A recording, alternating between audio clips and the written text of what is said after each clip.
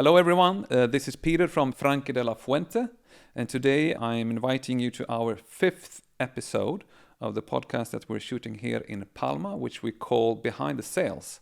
So what is it? Yes, we talk to brokers, advisors here on the island. So we have established ourselves here with an office. It's been now almost 2 years since we launched this project. And of course, lawyers helping clients to buy properties, to sell properties. We work always with the local real estate agents, and it's an important collaboration. So many times I have the opportunity to have nice conversations with them. And for that reason, we thought, let's put on the cameras and have that conversation, so to speak, with an audience. And today, for the 5th episode, I'm happy to invite Rebuar from Sandberg Estates. Thank you very much for having me. Did I pronounce it rightly? That was correct, yeah. I've been practicing all morning. It depends which language. So the Germans call me Rebuar. Yeah. My parents call me Rebuar with the rolled R. Rebuar. And the English say Rebuar. Okay. So, like a chameleon, I changed my my name for the Good. audience. So everyone can pick and choose then. So first of all, Rebuar, please let us know a little bit more about yourself and your background. Yeah, so I was born and raised in Germany to an Iranian father, German mother. And I came to Mallorca during COVID 5 years ago, before I studied real estate economies in a dual system. So 3 months in university, then 3 months in the company. That's I think, typical German system, which allows you to get some practice, some not only theory. And I finished those studies in 2019, I think. And then... No, 2018, sorry. And then I worked for 3 years in that same company, which is a project developer, and did project management and later on asset management. Yeah. And during COVID, I decided to move to Mallorca. Okay. For the quality of life. For many reasons, I guess. Okay, so you have an academic degree, am I right, from University in Berlin? Exactly. Right. And in business management, focused on real estate somehow? Correct. Okay. And whereabouts in Germany you're from? I'm from Freiburg. Freiburg. Yeah. I made the mistake of saying that's close to Würzburg, but it's not, right? No, it's not. So where is it? It's at the border to France and Switzerland. So 30 minutes, 40 to Switzerland and 10 minutes to France, and it's in a Black Forest. It's Black Forest area. Correct. I think I've heard that people from Black Forest are hardworking, dedicated people. Am I right?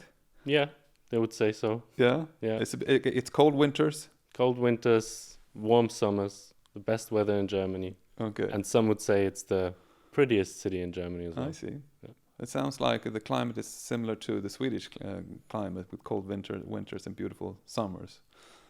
I would argue that our summers are a bit warmer. Even better? But yeah. Yeah, I'm sure they're warmer, that's for sure.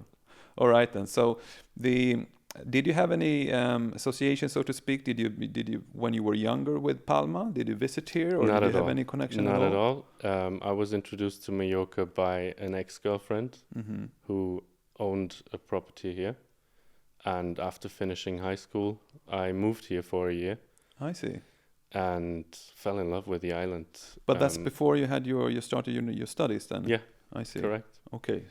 So that was already a seed planted. Yeah, I was moving here thinking I'd never go back, but I noticed quick at 19 years old I have to learn something. And decided to go back to Germany. Okay. But always with a plan to come back one day, and that was during COVID.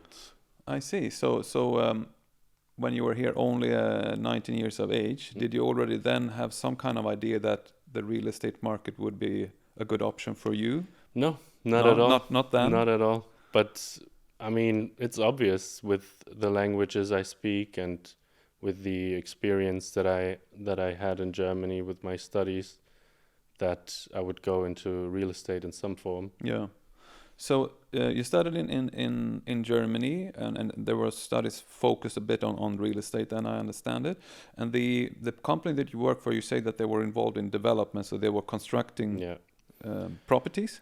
It was a developer, classic developer who did pretty big projects, most of them to sell, but they had quite a big portfolio as well that they held and rented out. And yeah. Okay, so and you were in project management, you say? Correct. Okay, and then in COVID time, I think life changed for many people during COVID. I can actually say that we were locked in also, of course, in Spain we all were.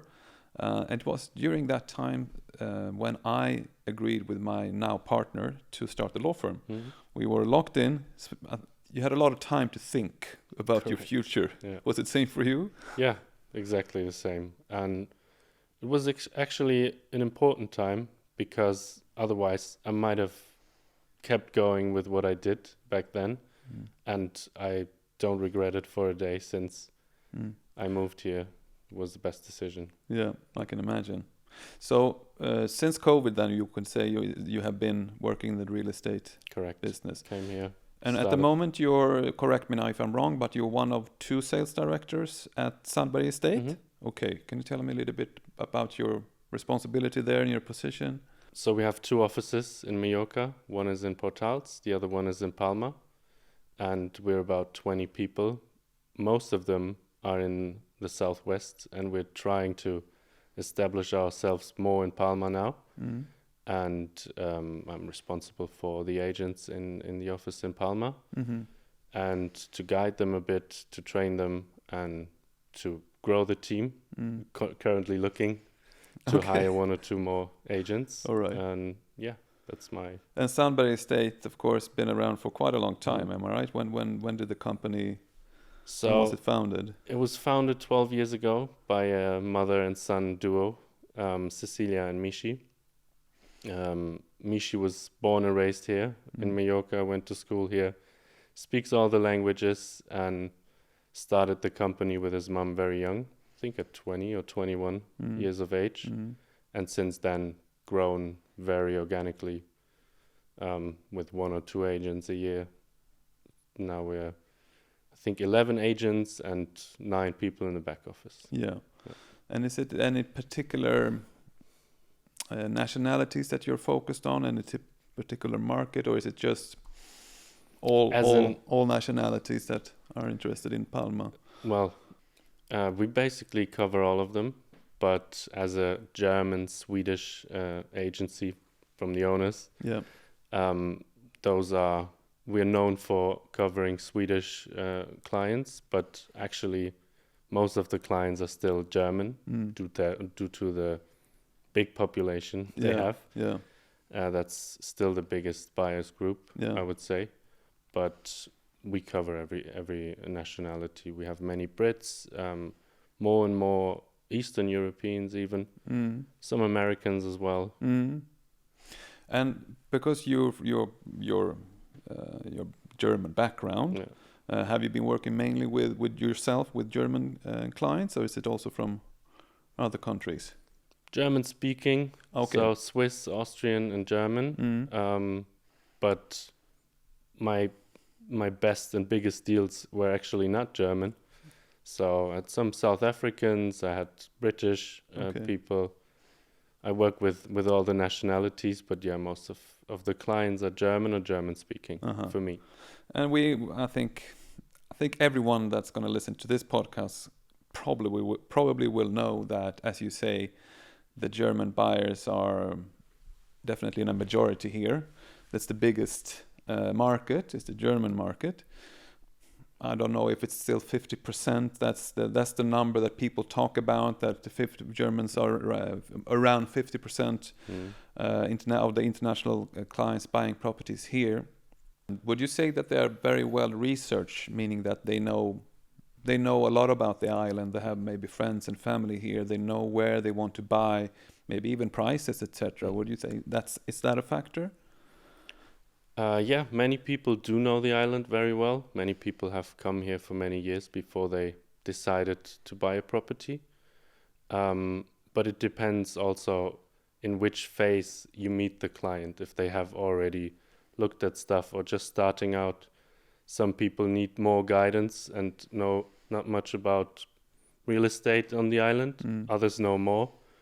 So it depends. In general, working with Germans, but also your other clients, when they enter the Spanish, market here in the Balearics, this real estate market, what kind of challenges do they face from the process point of view? Meaning that it's usually different of buying a property here than, of course, how it is in Germany or in Switzerland or in Austria or in South Africa.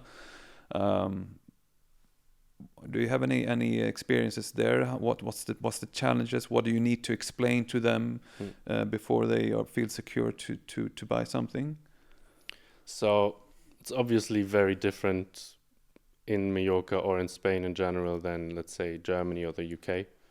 There's no public record about prices or a public register, so there's none of that. If you're new to the island, you need someone to guide you through that process. And also in Germany, you like a property, you put in an offer and you go to the notary.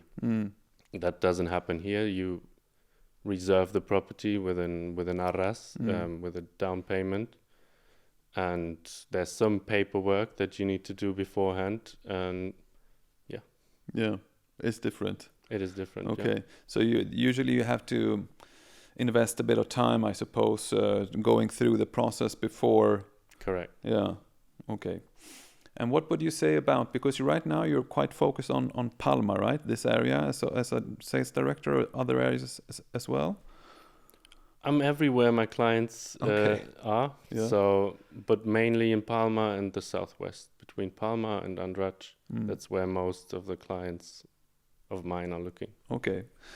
And when you assist clients in Palma or in the southwest, in terms of your experience, because you've been working here still a couple of years now, right? What have you seen have you seen any change when it comes to the clientele? Is it traditionally senior people that wants to buy a vacation home, or do you also help clients that wants to move to Palma, relocate, and does that mean that you have to approach your job a little bit differently maybe than the traditional selling a property kind of thing? Yeah, I would say that there has been a major shift in recent years from a pure second home or vacation market into more and more people actually moving here, relocating here completely, and their requirements change. They used to look for something to just lock up with very low maintenance, or move in with a suitcase, and nowadays they're looking for bigger plots, bigger houses, more bedrooms, more garden, suitable for kids, near to schools. So I would say what used to be Andratx is now more and more moving towards Palma. People want to be closer to the city and to amenities and to all year-round living. I've noticed that. Yeah. And people spend more time here, and most people actually are trying to be here in the winter and go away in the summer. Yeah. So a complete switch from what it used to be. Yeah, of course, that is a quite clear trend that we see not only here in Palma, but we have of course offices in Marbella, and we see the same trend, which is going to have, of course, it's going to have different demands, both on the brokers as yourself, and also on the lawyers, because what we have seen from the traditional only one conveyancing transaction, a client, I want to buy this property, help me with the documents, help me with that process, and that's it. And maybe 25 years later, when they sell, they're going to contact you again.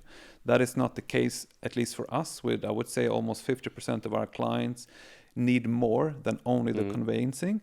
They need tax. They have tax questions. They might have immigration questions. It could be corporate, because they want to open a business here, or they want to know if they can continue their business, let's say a German activity, through a Spanish legal entity, etc. So our services have expanded to meet that new demand. And I would guess that the clients ask you more than just about the properties as well. So they ask you what about schools? What else do you feel you need to know to assist them in the best possible way? I mean, any amenities nearby. Most people are here looking for houses during Easter or summer or school holidays, and they want to know how life here is in winter. They also ask us a lot of questions that are usually meant to be asked a lawyer. So a broker generally has to be more knowledgeable now. So it has changed in that ways that people need advice from taxes to everything. Yeah. So it's more of a lifestyle advisory, almost, correct. right, for you. All right, Rebuar, let me ask you now to finish up a little bit here. Let's try to look into the future. I usually have this question for all my guests. Where are we? Where is Palma in 5-10 years from now? We've been talking about the relocation trend. We're talking about the different nationalities coming in, etc. We also know that there is, from a local point of view, certain challenges with housing and so on. Here, definitely. So from your experience and looking forward, relocation trend, do you think that it's here to stay? Do you think that people will continue to move to Palma permanently? Yeah, I do. I do think that it's gonna stay like this or even accelerate due to the problems the countries the buyers are coming from are facing, politically, socially. We're a safe haven, let's say. We're an island and with very good infrastructure. So I think we're going to see more of that in the future. Yeah, no, I agree with that. And of course, could be, of course, challenging, difficult reasons for people to move here. Sad reasons, of course, because of the instability we see in certain parts of the world, insecurity. People are more actively looking for a secure place if they can, Then, of course, Palma is a beautiful island with a beautiful climate. So probably that's why we're on the top of the list for many European, also non-European relocating clients. I don't think that's going to change either. I think we definitely see that. We'll see that more in the future.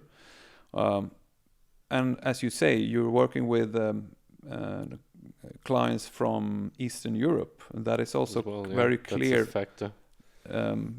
For obvious reasons, right? From Poland, from Czechia, from those Romania, Bulgaria, Hungary, and etc. They are also buying more in the southern Spain and here.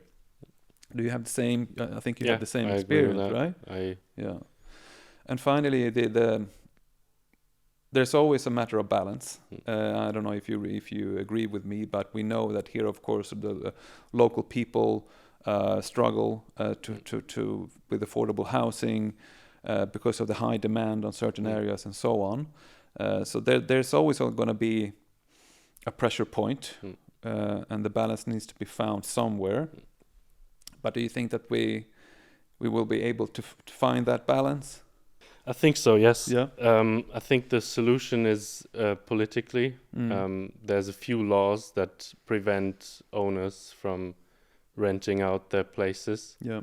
I've read somewhere that around 100,000 units are empty in the Balearics. And I think with the Ocupa law, for example, if you could get rid of that, that would ease the market a bit, bring some more inventory on it and balance out the prices, not only for the Balearics, but that would definitely help. And then obviously for the government to, let's say, decomplicate the process of building and making investments in housing more attractive and affordable. With less bureaucracy. In Germany, there's a system that you get, if you build social housing, then you get very good interest rates from the national bank. Subsidized, so to speak, from the government. Exactly. And then provide more building land, then you could ease it. Residential land. Correct. Yeah. Well, let's meet again maybe in 5 years' time. Let's see if you're right. Let's see if we are right. Let's see if we have a balanced property market. I think that there are a clear trend, as you say, relocation trend. This area will, definitely stay popular among buyers from all over the world. But there's a limitation, of course, on how much you can do, and it is an island. Yeah. So let's see if we find that balance. But Rebuar, thank you for being here. Thanks for having me. It was a me. pleasure, and good luck with everything in the future. Thank you so much.